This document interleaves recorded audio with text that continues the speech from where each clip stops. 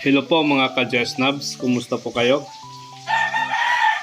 Share ko po itong reply ng Human Resource and Organizational Development Office of the Undersecretary kay Benjo G. Basas. Siya po yung National Chairperson ng Teachers Dignity Coalition. Ito po ay reply ng HROD sa kanyang paghingi ng updates tungkol sa medical allowance, yung 7,000 na medical allowance.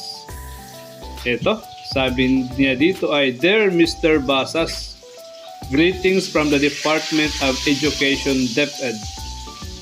This has reference to your letter dated May 30, 2025, requesting for a dialogue to discuss the status of the grant of medical allowance to DepEd personnel, among others." Minsan din natatanong ako dito ng mga viewers ko dito sa YT, kung kumusta na itong medical allowance. So alam natin yan na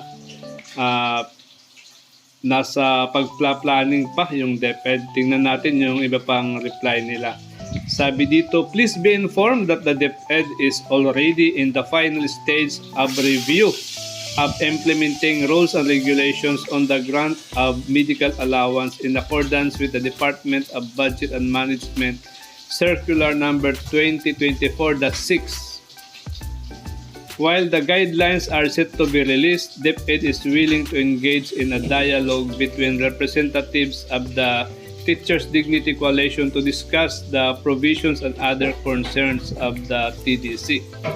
So yan, so ibig sabihin po niyan yung guidelines ay posibleng ma-release ng maaga, Siyempre gusto muna ng DepEd na magipag-dialogue sa mga taga Teachers Dignity Coalition.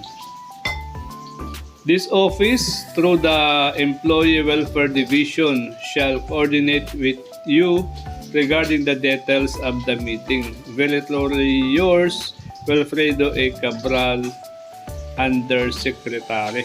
So yan.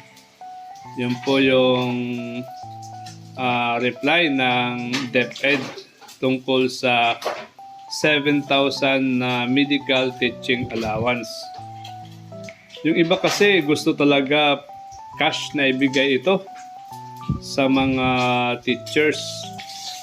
Pero alam natin na pag pera yan ay talagang peperahin yan ng mga guro. Unahin yung laman ng tiyan, Unahin yung ibang budget, lalong-lalo na sa pag-aaral ng mga anak. Hindi malamang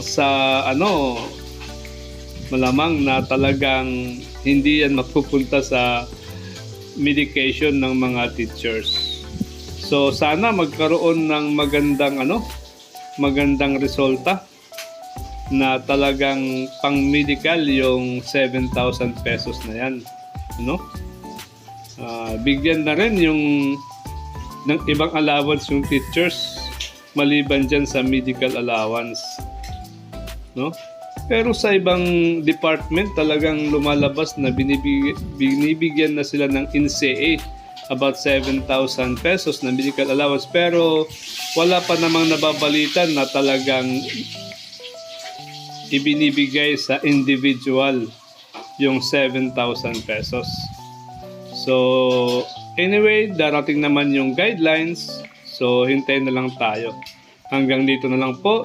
Maraming salamat sa inyo at maraming salamat din kay National Chairperson Benjo G. Basas sa pagiging aktibo na maging representante ng mga teachers. Hanggang dito na lang po. Bye-bye!